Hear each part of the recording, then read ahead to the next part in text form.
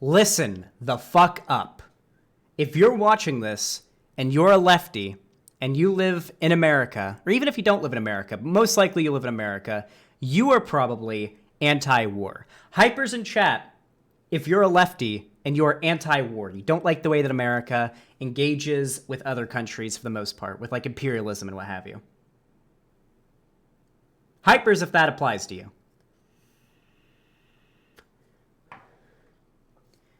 Damn right.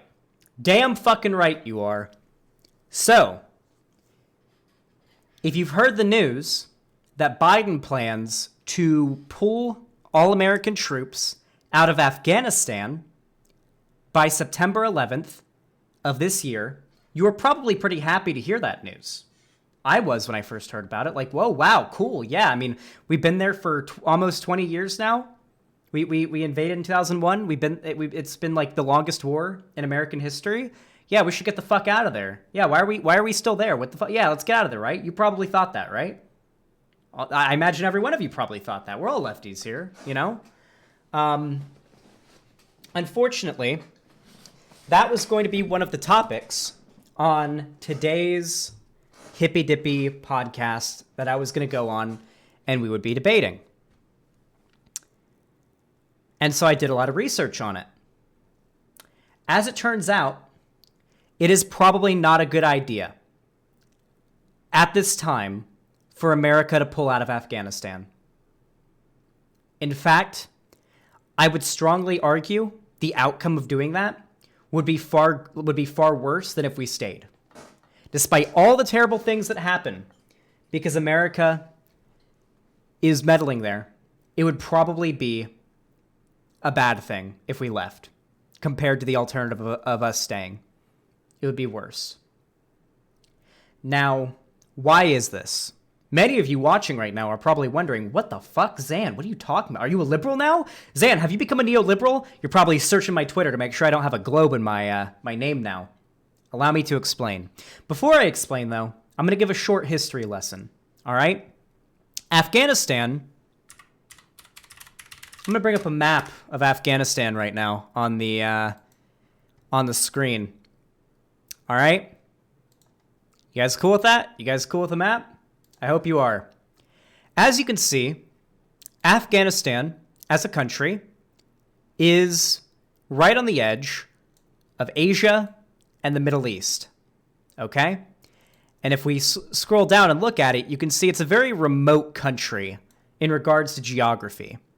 Most of the civilization in Afghanistan are small villages and towns. There are fairly larger towns in there, but for the most part, it's a lot of small villages and towns. Obviously not counting Kabul, which is a very large city. If we get a look at it, very, very large city, Kabul is. But for the most part, it's a very rural country. There's a lot of mountains and desert there, mostly mountains, okay?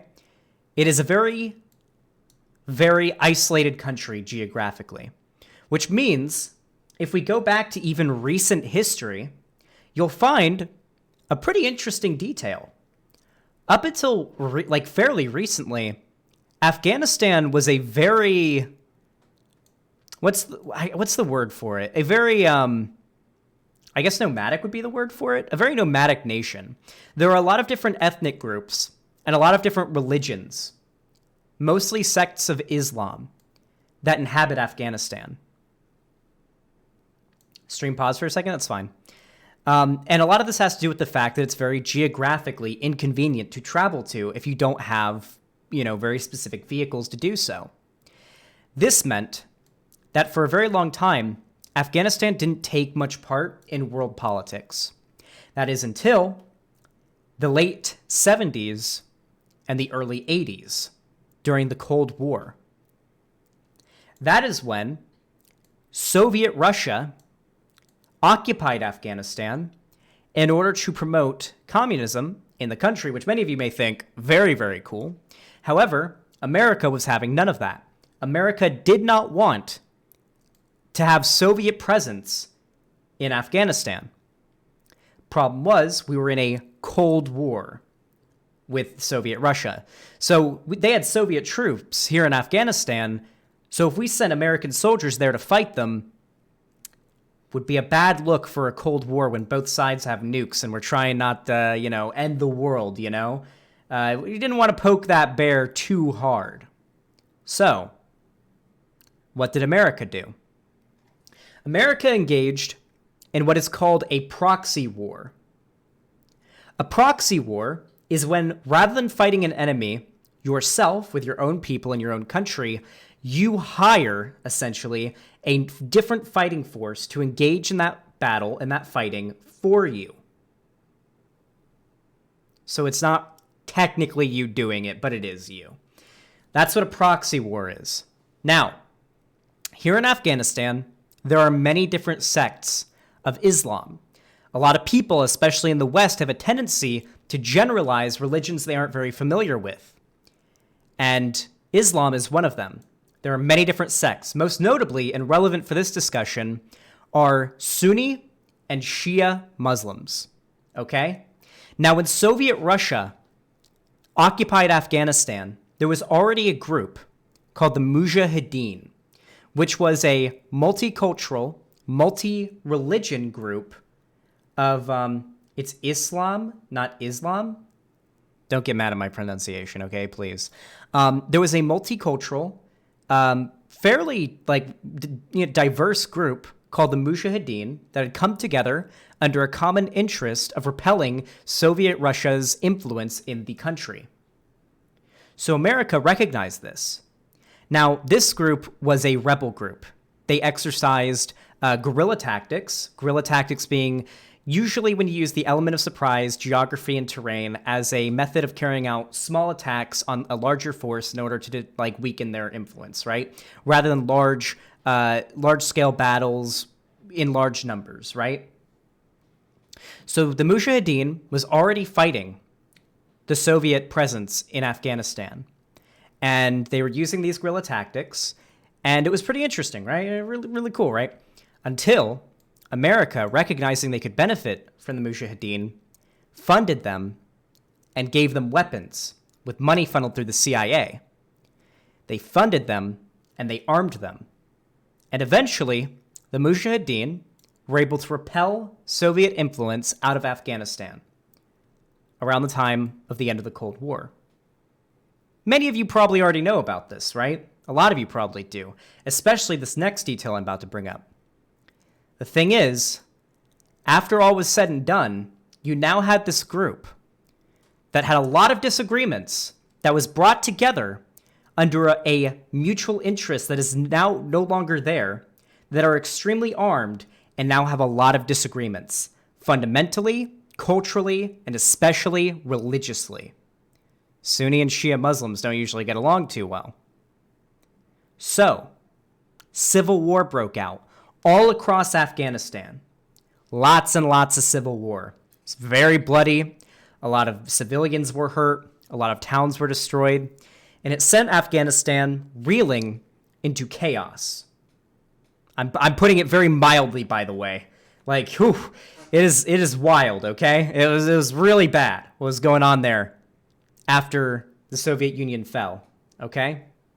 Now, a large group of, I believe, Sunni Mujahideen, which were no longer really called the Mujahideen anymore, ended up forming a new group called the Taliban. And the Taliban had a lot of power in Afghanistan. They took it over, basically, especially Kabul, which is the capital. They took over Kabul, and they put in a hyper-reactionary government. It's hard to even call it a government. It was more of a dictatorship or a theocracy. Is that the right word? There was no voting. And what the Taliban wanted happened. And the Taliban, their ideology is extremely, extremely reactionary. I'm talking no women allowed to work, no women allowed to go to school, no women allowed to drive or leave the house without a man present. Very, very, very conservative. And then, in 2001, the Taliban worked with Al-Qaeda to launch an attack on America. You might have heard of it. It's, you might have heard of it. It's called 9/11. It's called 9/11. Not really, a little bit of an unknown thing that happened. But yeah, pretty bad thing happened, right? And so America went to war with Afghanistan in 2001. We armed many civilian militias to help us in our fighting, and eventually we were able to repel the Taliban's influence out of Kabul and many other places in Afghanistan. Now, a lot of people have the tendency to think, okay, well, why didn't this just take a few months or a year? I mean, we're America, strongest, biggest, most well-funded military in the world. How the fuck did we not deal with this, with this insurgency, this army of Taliban here in Afghanistan? How did we not just instantly win that and then get the fuck out of there? Now, there are many reasons why America has interests in staying in Afghanistan. A lot of them very selfish, and a lot of them very exploitative of the country and its people. And that's not even mentioning the horrible things that have happened to your average citizen of Afghanistan due to the fighting with the Taliban that's taken place. However, there are good reasons for us to stay there. Very good reasons. One of the things that we did in the almost 20 years we've been in Afghanistan, is influence a democratic government in the country and establish many progressive changes, such as women being allowed to work, women being allowed to go to school, and even women being allowed to own their own businesses.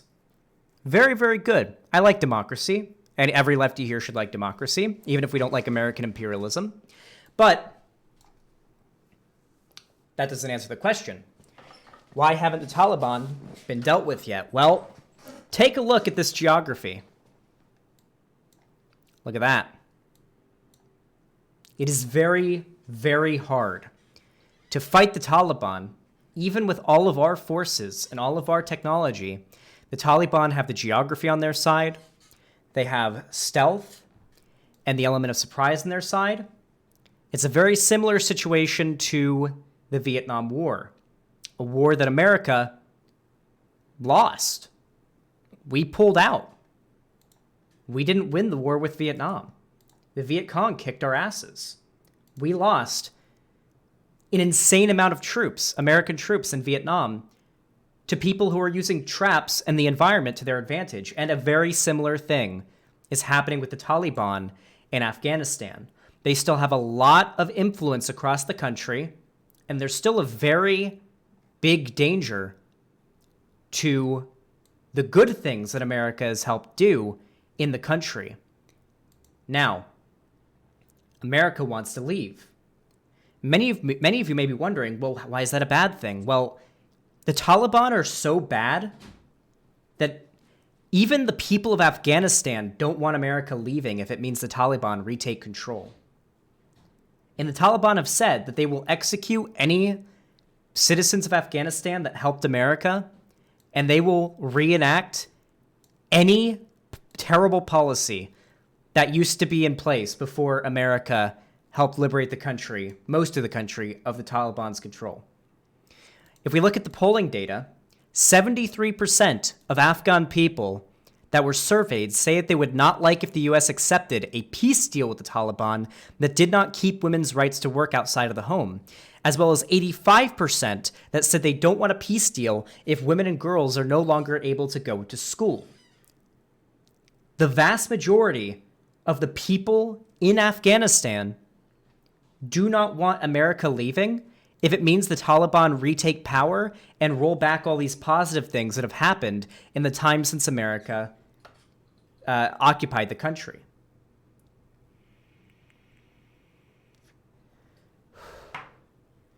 But we have a problem.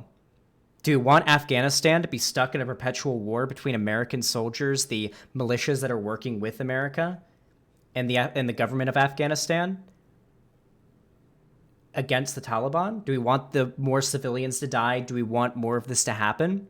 Or Do you want to just leave, clean our hands of the situation, and leave Afghanistan and its people to suffer under the rule of the Taliban?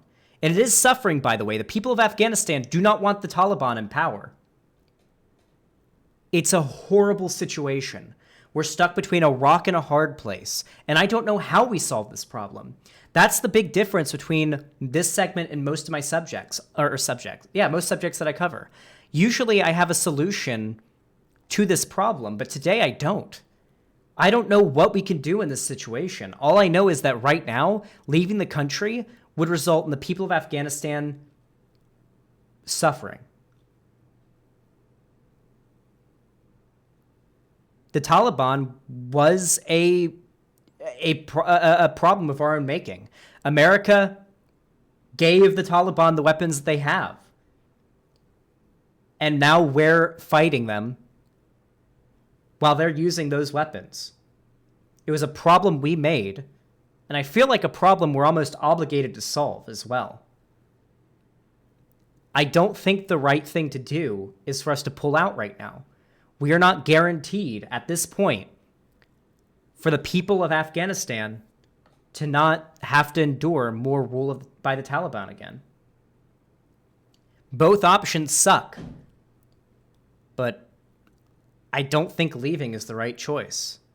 I'm really interested to read the messages, the chat messages, and the comments on this video when it goes up to see what you guys think we should do. What do you guys think is the best decision here? I'm really curious.